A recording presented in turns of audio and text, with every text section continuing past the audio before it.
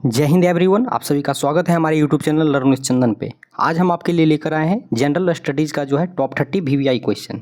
तो हम 30 क्वेश्चन का देखेंगे जो मोस्ट इंपॉर्टेंट है और ये किसी ना किसी एग्जाम में पूछा हुआ क्वेश्चन है। दोस्तों ये 30 क्वेश्चन से हम जानते हैं कि आपका एग्जाम में सिलेक्शन नहीं होगा, लेकिन इस 30 क्वेश्चन से जो है आपके एग्जाम में सिलेक्शन की संख्या जो है वो कम से कम जो है 60% हो जाएगी। तो 30 क्वेश्चन को गिव अप नहीं कीजिए, मोस्ट इंपॉर्टेंट क्वेश्चन है। तो देर ना करते हुए क्वेश्चन की शुरुआत करते हैं और वीडियो में हम आगे बढ़ते हैं। आज का जो दोस्तों पहला क्वेश्चन है 1 नंबर, सिमुक निम्न वंशों में से किसका संस्थापक था? यानी कि जो है सिमुक के द्वारा जो है किस वंश का स्थापना किया गया था? तो सिमुक के द्वारा जो है सातवाहन वंश का स्थापना किया गया था। ऑप्शन नंबर डी हमारा सही है। नेक्स्ट 2 नंबर क्वेश्चन है, सांची का स्तूप किस राज्य में स्थित है? सांची का स्तूप किस राज्य में दोस्तों स्थित है? तो सांची का स्तूप जो है ये मध्य प्रदेश में स्थित है। कहाँ स्थित है? मध्य प्रदेश में स्थित है। 3 नंबर का क्वेश्चन, हम्मीर महाकाव्य में चौहानों को बताया गया, यानी कि हम्मीर महाकाव्य में जो है चौहान को क्या बताया गया? चंद्रवंशी बताया गया, ब्राह्मण बताया गया, यदुवंशी बताया गया या सूर्यवंशी बताया गया है? तो इसे जो है उसमें सूर्यवंशी बताया गया है। चौहान को क्या बताया गया है? सूर्यवंशी।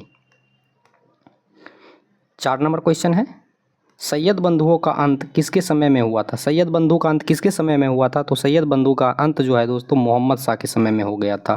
किसके समय में? मोहम्मद शाह के समय में। ये हमारा राइट है। 5 नंबर क्वेश्चन है, प्रसिद्ध उर्दू शायर मिर्जा गालिब का मूल निवास क्या था? यानी कि जो मिर्जा गालिब का है मूल निवास स्थान कहाँ था, किस शहर में था? तो इसका मूल निवास स्थान जो है आगरा में था। कहाँ था? आगरा। 6 नंबर क्वेश्चन है, निम्नलिखित में से किसने कांग्रेस में समाजवादी दृष्टिकोण का प्रतिनिधित्व किया था? तो कांग्रेस में समाजवादी दृष्टिकोण का प्रतिनिधित्व कौन किया था? तो इसका प्रतिनिधित्व दोस्तों नरेंद्र देव ने किया था। कौन? नरेंद्र देव। 7 नंबर क्वेश्चन है, धारवाड़ क्रम की चट्टान का सबसे अच्छा उदाहरण है, यानी कि धारवाड़ क्रम का जो चट्टान है उसका सबसे अच्छा उदाहरण कौन सा है, ये पूछ रहा है क्वेश्चन। तो 7 का जो राइट आंसर हो जाएगा वो हो जाएगा चित्रदुर्ग और शिमोगा। चित्रदुर्ग और शिमोगा। 8 नंबर क्वेश्चन है, क्षेत्रफल की दृष्टि से भारत का सबसे बड़ा हिमालयी राज्य, यानी कि क्षेत्रफल के दृष्टिकोण से सबसे बड़ा हिमालयी राज्य कौन सा है? तो सबसे बड़ा राज्य है उत्तराखंड। कौन सा है? उत्तराखंड। उत्तराखंड की राजधानी देहरादून, जहाँ पे यूपीएससी लवासना स्थित है, जहाँ पे ट्रेनिंग होता है। यूपीएससी का ट्रेनिंग सेंटर है लवासना। Lal Bahadur Shastri national academy of administration. Next question, निम्नलिखित में से कौन सी नदी पश्चिम की ओर बहती है? यानी कि ऐसा कौन सा नदी है ऑप्शन के अकॉर्डिंग जो पश्चिम की ओर बहती है? तो पश्चिम की ओर बहने वाली नदी पेरियार नदी है। कौन सी है? पेरियार नदी। 10 नंबर क्वेश्चन है, किस प्रकार की मृदा में कार्बन पदार्थ की अधिकता होती है? कौन से मृदा में जो है कार्बन की मात्रा सबसे अधिक होती है? तो वो है आपका काली मृदा में जो है सबसे अधिक कार्बन की मात्रा होती है।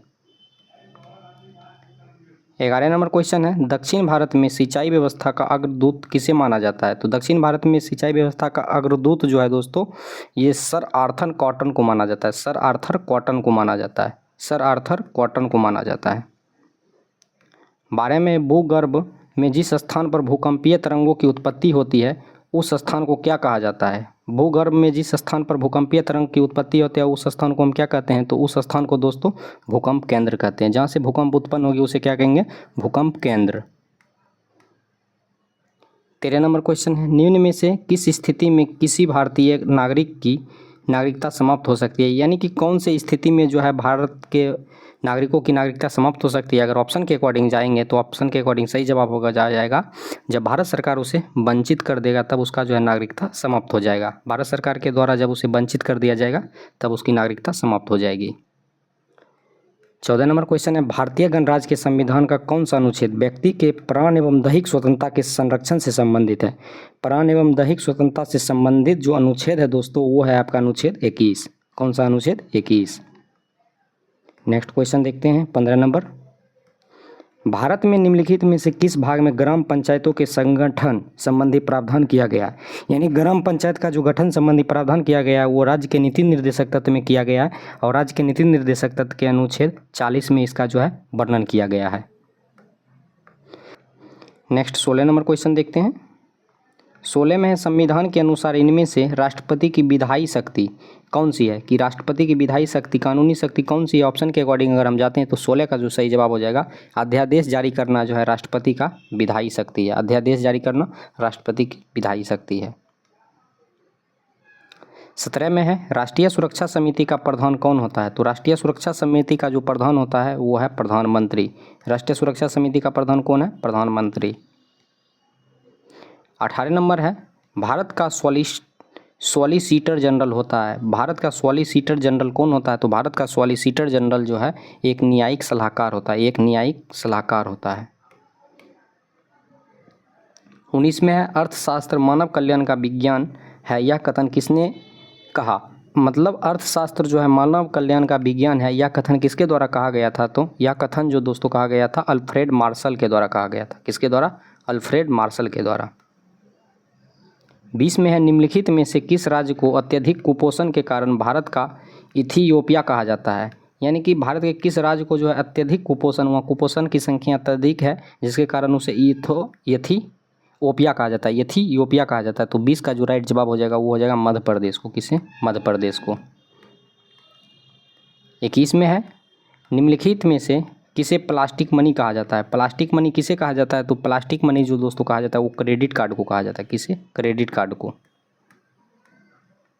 22 नंबर क्वेश्चन है महासागर में डूबी हुई वस्तुओं की स्थिति जानने के लिए निम्न में से किस यंत्र का प्रयोग करते हैं। तो महासागर में जो डूबी हुई वस्तु है उसका स्थिति हम अगर जानने के लिए जिस यंत्र का प्रयोग करते हैं उसे हम लोग सोनार कहते हैं। क्या कहते हैं, सोनार।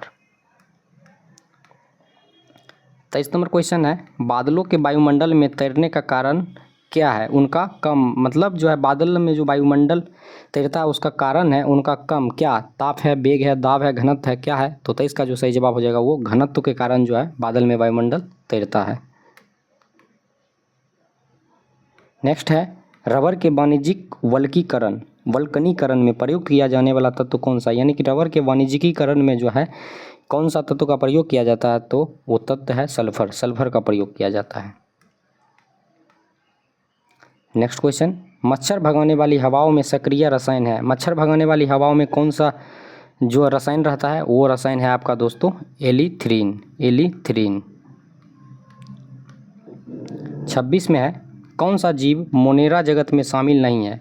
मोनेरा जगत में कौन सा जीव शामिल नहीं है, तो 26 का जो सही जवाब हो जाएगा वो है कवक। कवक जो है मोनेरा जगत में शामिल नहीं है।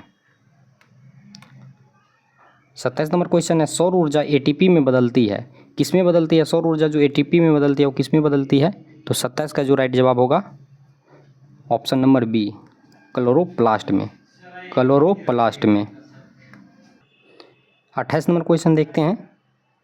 28 में है भ्रूण किस में मिलता है। भ्रूण जो है किस में मिलता है दोस्तों, तो भ्रूण जो है ये आपका बीज में मिलता है। किस में, बीज में। 29 नंबर है निम्नलिखित में से कौन सा पादप हार्मोन नहीं है। पादप हार्मोन कौन सा नहीं है, तो ऑप्शन के अकॉर्डिंग जो पादप हार्मोन नहीं है वो है इंसुलिन। ये पादप हार्मोन नहीं है। 30 और लास्ट नंबर क्वेश्चन है अंतिम। निम्नलिखित में से कौन सा जानवर बिना पानी पिए सबसे लंबी अवधि तक रह सकता है। तो सबसे लंबी अवधि तक रहने वाला जो जानवर है वो कंगारू चूहा है। कंगारू चूहा। यहाँ पे 2 ऑप्शन है, कंगारू है, एक कंगारू चूहा। तो ऑप्शन के अकॉर्डिंग कंगारू चूहा हो जाए। दोस्तों आपको टॉप 30 जीके जीएस के क्वेश्चन से हम अवगत करवाए हैं। आप सभी को कैसा लगा अपना कमेंट बॉक्स में राय विचार जरूर दीजिएगा। इसी तरह का सेशन और सीरीज देखने के लिए हमारे यूट्यूब चैनल को सब्सक्राइब कीजिए। अगर चैनल पर नए हैं तो बेल आइकन को दबा दीजिए। मिलते हैं फिर नेक्स्ट सेशन में नेक्स्ट लाइव के साथ। धन्यवाद।